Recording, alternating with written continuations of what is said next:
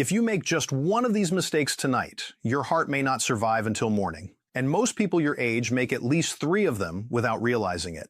I know that sounds dramatic, but stay with me for a moment because what I'm about to share could genuinely save your life. Tonight, I'm going to show you the silent mistakes that happen while you sleep, the ones that don't cause pain, don't trigger alarms, and don't give second chances. And more importantly, I'll show you how to fix them before your head hits the pillow. Let me start with a story that still weighs on me. A man in his late 60s came into my office for what he thought was a routine visit. He was active, still driving, still working part-time, and he described himself as doing pretty well for his age. His blood pressure was a little high, but nothing alarming. His cholesterol was borderline, but manageable.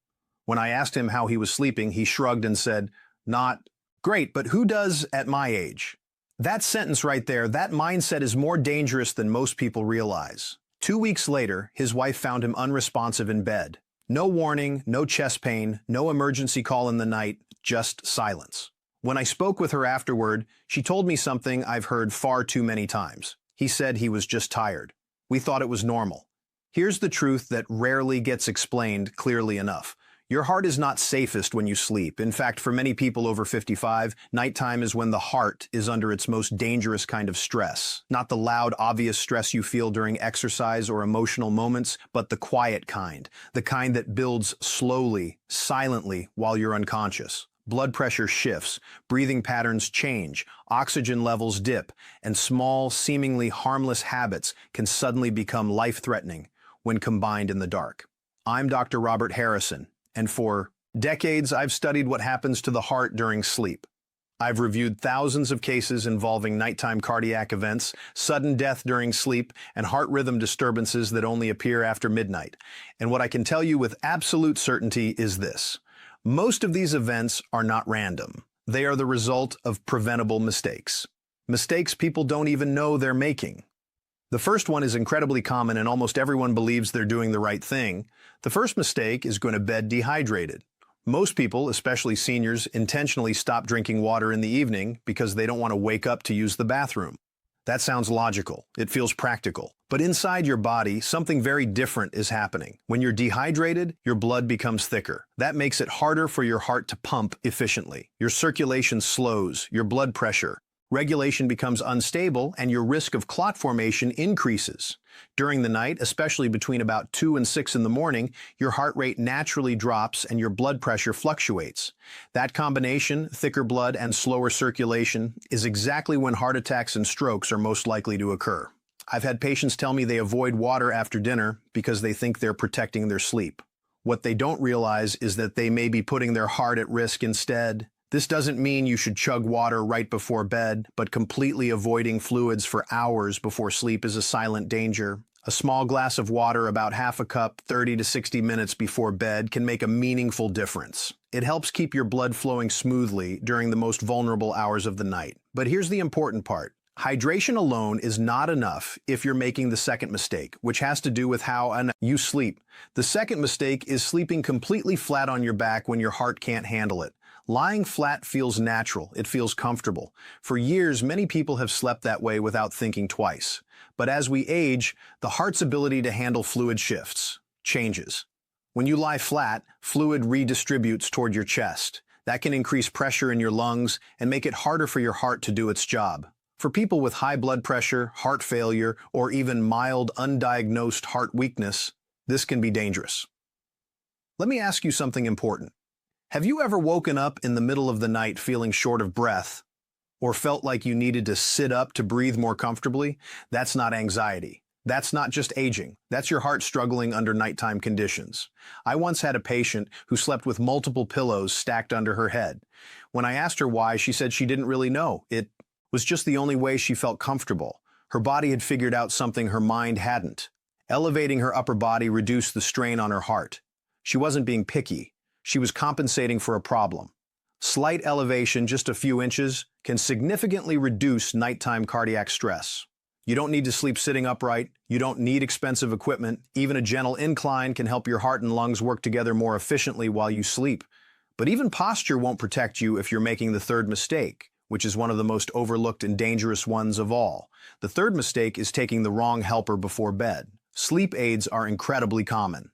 Over-the-counter products, nighttime pain relievers, melatonin, and prescription sleep medications are often seen as harmless. But many of them can interfere with breathing, lower oxygen levels, or disrupt heart rhythm, especially in older adults. I've reviewed countless cases where someone passed away peacefully in their sleep, and when we looked deeper, we found that a nighttime medication played a role. The most dangerous part is that these medications often don't cause obvious symptoms. You don't feel pain, you don't wake up gasping. Your heart rhythm simply becomes unstable, or your oxygen drops just enough to trigger a fatal event. People often tell me, I only take it when I really need sleep, but sometimes once is enough. This risk is even higher if you snore loudly, stop breathing during sleep, or wake up feeling unrefreshed despite sleeping for hours. This is why it's so important to ask a very specific question when it comes to nighttime medications. Not just is this safe, but is this safe for my heart while I sleep? If the answer isn't clear, that's a red flag. But medication isn't the only thing people overlook at night. The fourth mistake has to do with symptoms people have learned to ignore. The fourth mistake is dismissing nighttime symptoms you've gotten used to. Humans are incredibly adaptable. We normalize discomfort. We tell ourselves that poor sleep, snoring, night sweats, or waking up tired are just part of getting older. But your heart doesn't adapt the way your mindset does. It tolerates stress until it can't anymore. Loud snoring, gasping during sleep, waking up with a racing heart, morning headaches, or extreme fatigue are not just sleep issues. They are signs of nighttime cardiac strain. One of the most common and dangerous conditions related to this is sleep apnea.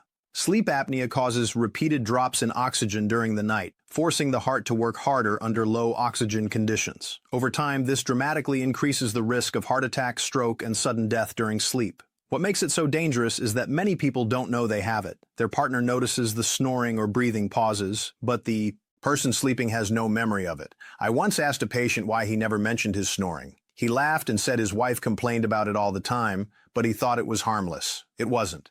Once he was diagnosed and treated, his heart rhythm stabilized and his energy returned. Ignoring nighttime symptoms doesn't make you tough.